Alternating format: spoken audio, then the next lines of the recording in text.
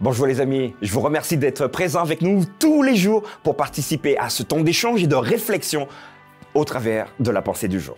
Nous abordons aujourd'hui donc une question que quelqu'un nous a posée. Puis-je bénir quelqu'un? Aujourd'hui, très souvent, on entend « sois béni », mais est-ce que j'ai le droit de bénir quelqu'un? Tiens, c'est la question qu'on se pose. Nous allons en parler aujourd'hui.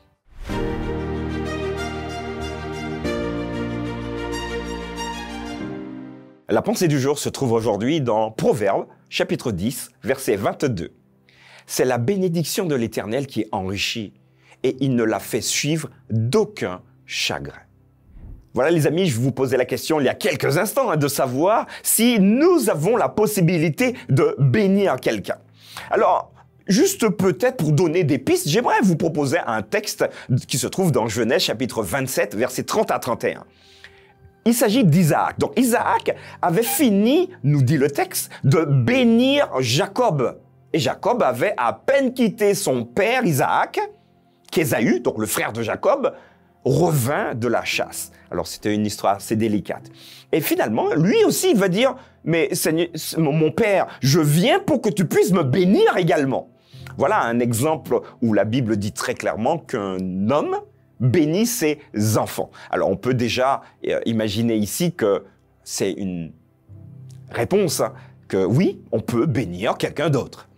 Regardez également avec moi Genèse chapitre 5, verset 2 qui va dire ceci. « Il créa l'homme et la femme et les bénit. » Oui, Dieu aussi a la capacité de bénir.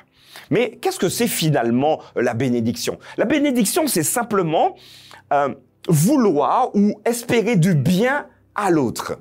Donc, c'est vrai que dans l'expression « sois béni », c'est une expression pour dire « écoute, je te souhaite de très belles choses dans ta vie ». Principalement, quand on dit « je vais te bénir », donc ça sous-entend que je vais te transmettre quelque chose qui va te permettre de t'accomplir. Ainsi, quand le père bénit ses enfants, il fait de son mieux pour leur donner les enfants un comportement correct, donc un exemple, donc c'est une bénédiction, des paroles justes qui sont également des bénédictions pour les enfants, mais vous comprenez que tous les gestes du quotidien peuvent être des bénédictions à partir du moment où ça booste l'autre pour qu'il puisse avancer dans la vie. Alors, la question que notre ami nous a posée, est-ce que je peux bénir l'autre? Bien sûr que oui, vous pouvez bénir, mais la Bible nous invite à avoir une perception également. C'est la bénédiction de l'Éternel qui enrichit, et la différence avec nous, il ne la fait suivre d'aucun chagrin. Quand Dieu bénit, il y a également aucun chagrin qui arrive derrière. Mais vous allez me dire, ouais, mais Martial, là, je comprends plus.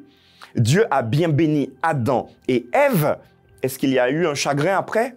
Ben oui, parce qu'ils ont fait ce qu'il fallait pas, et puis on est dans une situation un peu délicate.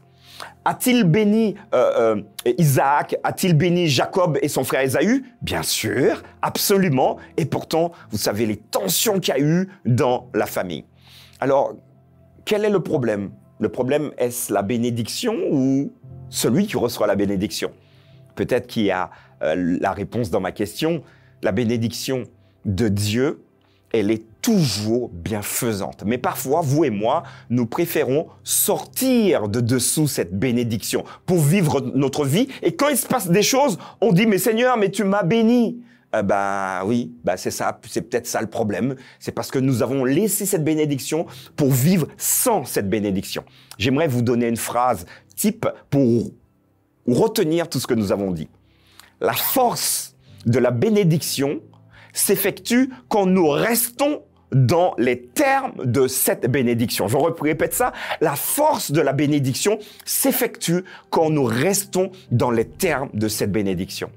Ainsi, si Adam et Ève étaient restés dans les termes de la bénédiction de Dieu, nous ne serions pas aujourd'hui dans l'état dans lequel nous sommes. Si Ésaü et Jacob étaient restés également dans les termes de la bénédiction que prodiguait leur père, nous ne serions pas, enfin, ils ne seraient pas, en tout cas, en l'occurrence, dans la situation qu'ils ont connue a posteriori.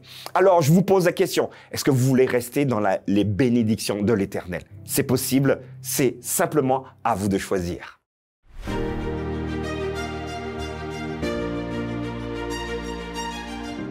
Voilà les amis, nous avons donc abordé ce terme. J'espère en tout cas que la personne qui a posé la question a trouvé des éléments pour pouvoir construire sa pensée. Nous aidons simplement à construire votre pensée. Nous ne sommes pas là pour vous dire ce qu'il faut croire, ce qu'il ne faut pas croire, mais que vous et nous puissions avoir une réflexion sur tous les éléments que parfois nous prenons comme acquis, mais qui méritent encore d'être approfondis.